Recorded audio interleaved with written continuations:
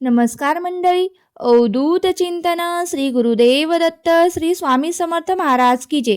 आजच्या व्हिडिओमध्ये आपण जाणून घेणार आहोत की तारक मंत्राचे तीर्थ कसे तयार करावे किंवा तारक मंत्राचे तीर्थ तयार केल्यानंतर त्या तारक मंत्राच्या तीर्थापासून आपल्याला काय फायदा होतो किंवा आपल्या घरात एखादी व्यसन करणारी व्यक्ती आहे, हट्टीपणा करणारी व्यक्ती आहे, भांडण, पती पत्नीतील वादविवाद, संकटे, या सर्व संकटापासून आपल्याला जर सुटका करून घ्यायची असेल तर तारक मंत्राचे पाणी हे अत्यंत उपयोगी ठरणार आहे. चला तर मग जाणून घेऊया की तारक मंत्राचे पाणी कसे तयार करावे.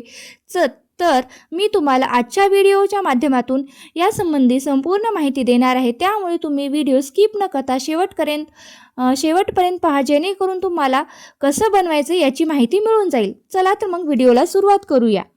बघा, आज मी तुम्हाला तारक मंत्राचे तीर्थ किंवा पाणी कसं बनवावं याबद्दल थोडीशी माहिती सांगणार आहे.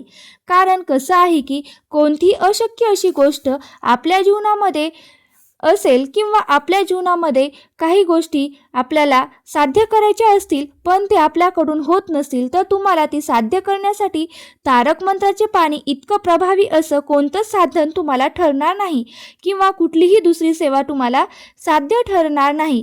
तर तुम्ही काय करायचे आहे की तारक मंत्राचे पाणी बनवून त्याचा जर तुम्ही उपयोग केला तर तुमची कोणतीही असाध्य किंवा अशक्य अशी गोष्ट साध्य व्हायला मदत होईल. इतकी प्रचंड ताकद त्या तारक मंत्राच्या पाण्यात आणि किंवा तीर्थात आहे.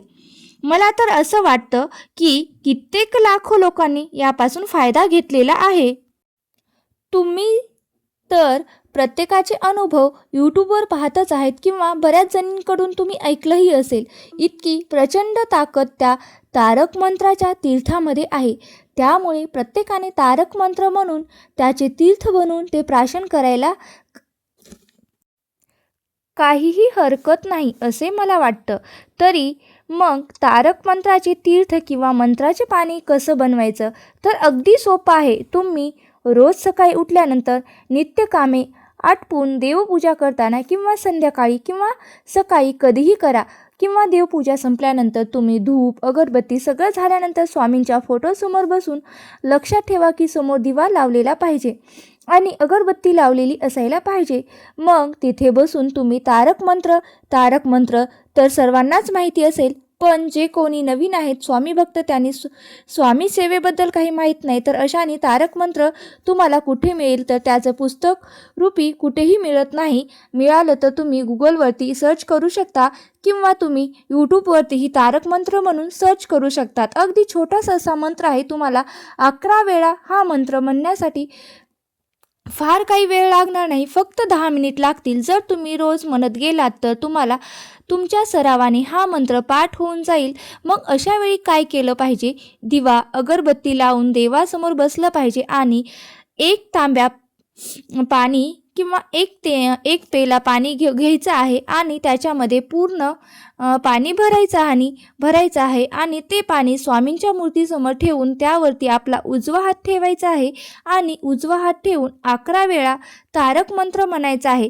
11 वेळा तारक मंत्र म्हणून झाल्यास तुम्ही स्वामींकडे प्रार्थना करा, हे स्वामी महाराज, जे मी तारक मंत्राचे पाणी बनवले आहे की तुम्ही त्यामध्ये तुमची सर्व शक्ती येऊ दे आणि हे जे तारक मंत्राचे पाणी आहे ते माझ्या घरात तीर्थासारखे काम करू दे, असे स्वामी समर्थ महाराजांना सांगायचे आहे. आणि तुमच्या मनात कोणतीही इच्छा असेल ती सुद्धा स्वामींना बोलून दाखवा की माझी ही इच्छा आहे आणि ही तारक मंत्राचे पाणी इतके बनवलेले आहे आणि माझी इच्छा लवकरात लवकर पूर्ण होऊ दे.